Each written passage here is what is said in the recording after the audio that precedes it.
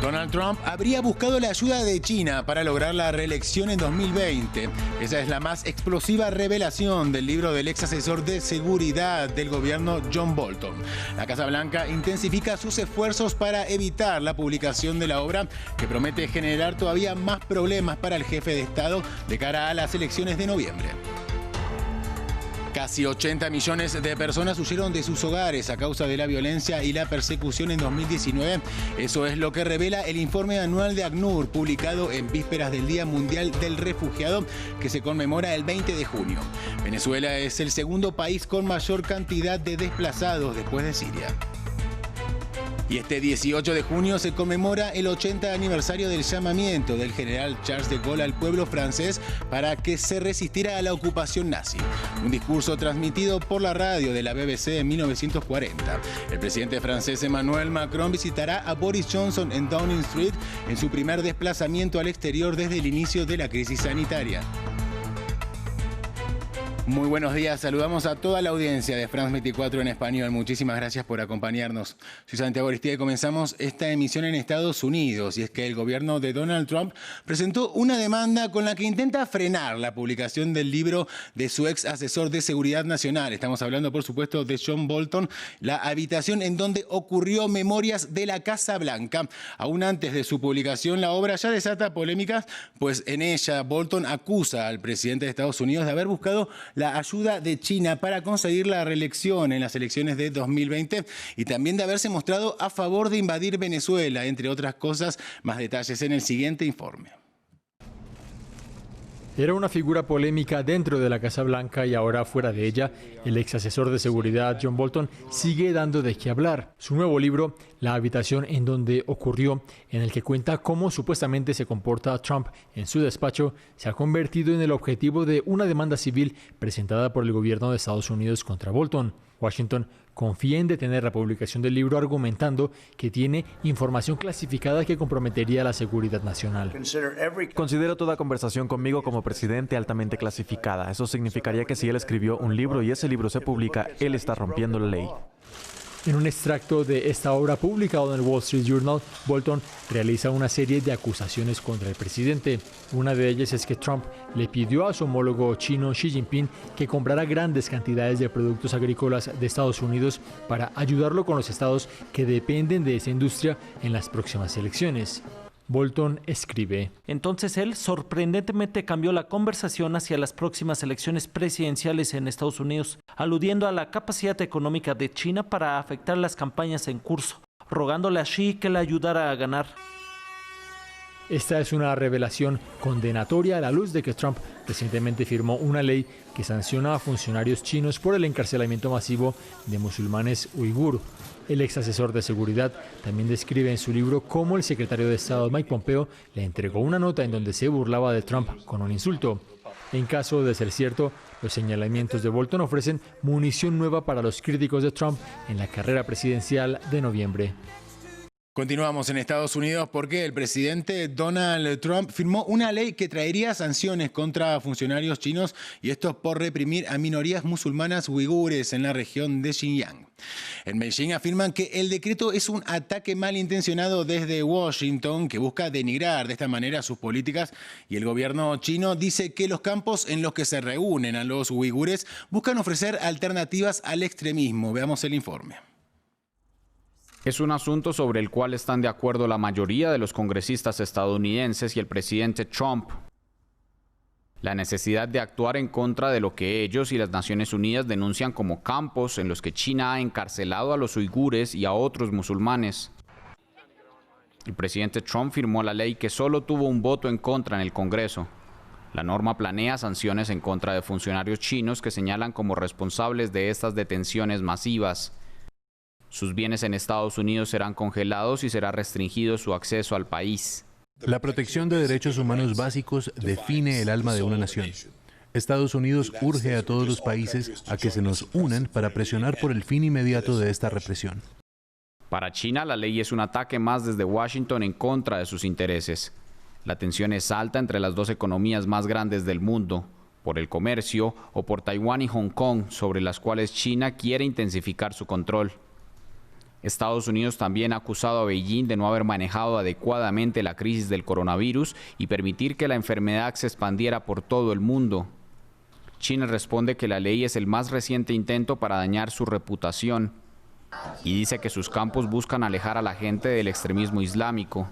El gobierno ha publicado un video describiendo el terrorismo en la región de Xinjiang. China ha pedido a Estados Unidos que se retracte de sus acusaciones. Pero la ONU, muchos países y activistas dicen que más de 1 millón de personas están encarceladas en esos campos. India despide a los 20 soldados que murieron en los violentos enfrentamientos fronterizos con China el pasado lunes en una disputa por territorios en la región del Himalaya. En la ciudad de Suripayet, autoridades militares, soldados, familiares y miles de ciudadanos despidieron los cuerpos de los soldados fallecidos en el que fue el peor choque militar protagonizado por estas potencias en 45 años. Si bien los respectivos gobiernos acordaron solucionar el conflicto de manera responsable y por la vía diplomática, la tensión continúa en las calles de India, donde miles de personas reclaman justicia, y en la ciudad de Kanpur los manifestantes incendiaron un ataúd envuelto con la bandera china. Y este jueves la Agencia de Naciones Unidas para los Refugiados, estamos hablando de ACNUR, publicó su informe anual sobre las tendencias mundiales del desplazamiento forzoso. El número de personas que huyeron de la persecución y también del conflicto alcanzó los 79.5 millones en el año 2019, lo que equivale al 1% de la humanidad. Este es un nivel sin precedentes y, según datos, Colombia es el segundo país de acogida más importante, recibiendo a 1.8 millones de personas, por detrás de Turquía con 3.6 millones, y Venezuela es, tras Siria, el principal origen de esta población migrante. Veamos el informe. Casi 80 millones de personas fueron desplazadas por la fuerza en todo el mundo durante el año pasado. Nunca en los 70 años de existencia de ACNUR se había alcanzado tal nivel. Las personas que huyen de los conflictos y la persecución representan ahora más del 1% de la humanidad, dice el Alto Comisionado de Naciones Unidas para los Refugiados. Poco más de la mitad de estas personas desarraigadas están huyendo dentro de su propio país. El resto se van al extranjero. Las regiones pobres o en desarrollo, en las que se encuentran predominantemente, las exponen a mayores riesgos para la salud. Y el porcentaje de menores es muy alto. En el informe se señala además que las perspectivas de una rápida resolución del sufrimiento de los refugiados están disminuyendo aún más. En los años 90, un promedio de 1,5 millones de refugiados pudieron regresar a sus países de origen cada año. En la última década, esta cifra ha caído aproximadamente a 385.000. Estamos asistiendo a un cambio de realidad en el que los desplazamientos forzosos son mucho más frecuentes y en el que el fenómeno ya no es a corto plazo y transitorio. 2/3 de las personas que han huido más allá de las fronteras de su país son de Siria, Venezuela, Afganistán, Sudán del Sur y Myanmar. ACNUR está particularmente preocupada por las nuevas olas de desplazamiento del año pasado, en particular en la República Democrática del Congo, el Sahel, Yemen y Siria, que se encuentra en su 10º año de conflicto. La situación de millones de venezolanos que huyen de la crisis política también es motivo de alarma. La mayoría de estos venezolanos en éxodo no están registrados legalmente como refugiados o solicitantes de asilo.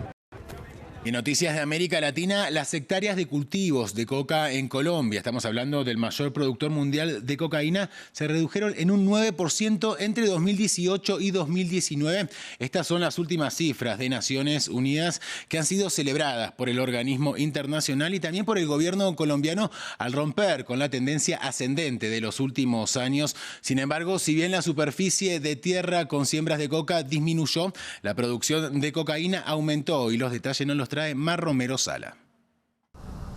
Colombia sigue siendo el mayor cultivador de coca y productor de cocaína en el mundo.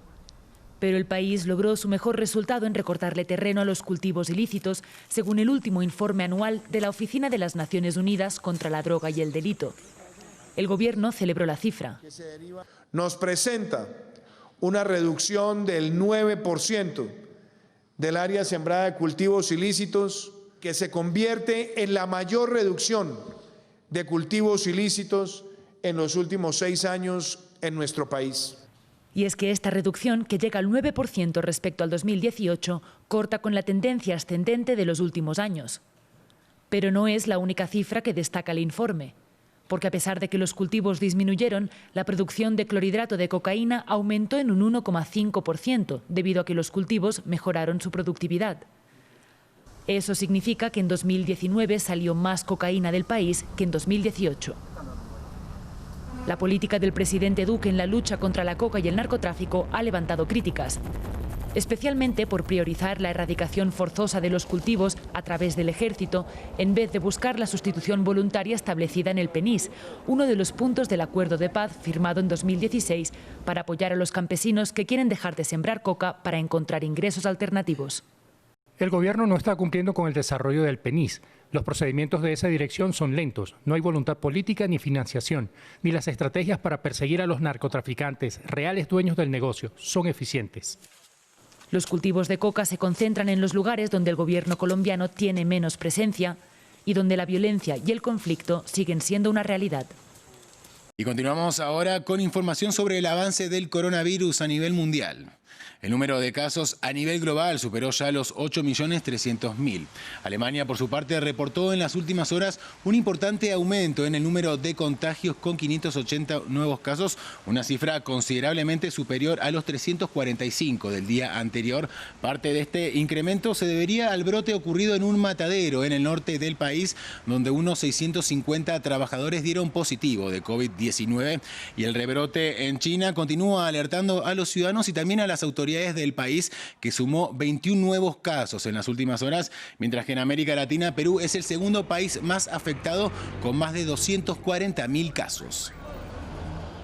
Y Francia conmemora hoy el aniversario número 80 del llamamiento del general Charles de Gaulle a la resistencia contra la invasión nazi. El 18 de junio de 1940, de Gaulle pronunció su legendario discurso desde la emisora británica BBC en Londres, lanzando un llamamiento a la resistencia y a la reconquista de Francia. La fecha se transformó en una tradicional celebración en el país, y es por eso que durante esta mañana el presidente Emmanuel Macron preside las ceremonias nacionales, mientras que a la tarde partirá a Londres para conmemorar la fecha junto a las autoridades y con miembros de la realeza británica. Y en Londres se encuentra Marcela Gutiérrez, corresponsal de France 24. Hola Marcela, contanos, cómo se está preparando, ¿no?, la capital británica y también las autoridades del país para recibir a Macron. Y por otro lado, ¿qué otros temas se prevé que puedan abordar?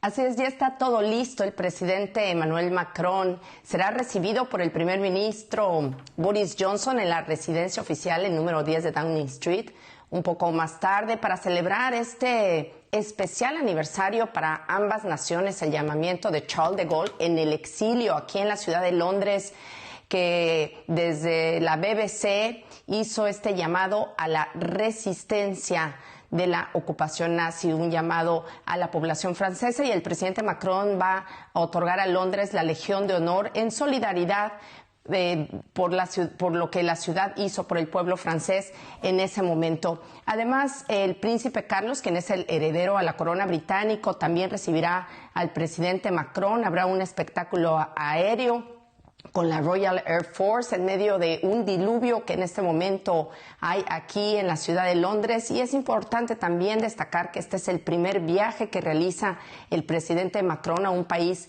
extranjero desde la pandemia del coronavirus hace casi 4 meses. Así que ya están listos los preparativos para esta ceremonia oficial, y además, habrá temas políticos en la agenda como el Brexit y la lucha conjunta contra el COVID-19. Marcela Gutiérrez, muchísimas gracias por este reporte desde Londres. Y este jueves, precisamente en el Reino Unido, se despidió a Vera Lynn. Estamos hablando de la icónica cantante que se hizo famosa por entretener a los soldados británicos durante la Segunda Guerra Mundial. La artista, conocida como la novia de las Fuerzas Armadas, murió a los 103 años de edad. Su más conocida canción, We'll Meet Again, se convirtió nuevamente en un símbolo de esperanza al ser referenciada por la reina Isabel II en su discurso al pueblo británico durante el confinamiento por el coronavirus. El primer ministro Boris Johnson aseguró vía Twitter que la voz de Lynn vivirá por generaciones.